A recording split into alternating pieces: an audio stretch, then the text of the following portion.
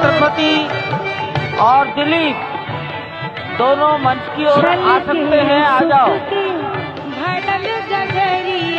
ठहर से चलिए। छत्रपति सिंह और दिलीप दोनों अगर कहीं मेरी आवाज मंच पर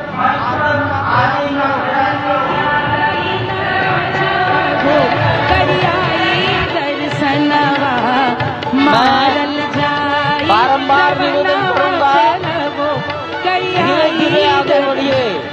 मोरे राम अवध घर आए, धीरे धीरे आगे बढ़िए। मोरे राम अवध घर आए,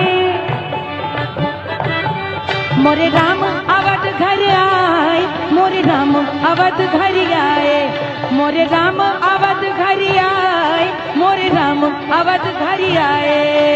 संतोषी अखाड़ा के महंत जी को मेरा प्रणाम।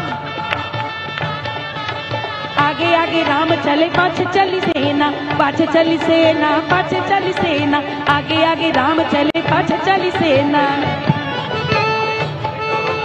आगे चले राम चले, पाछे चली सेना, हनुमान उड़ी आए, मोरे राम अवध घर आए। अरे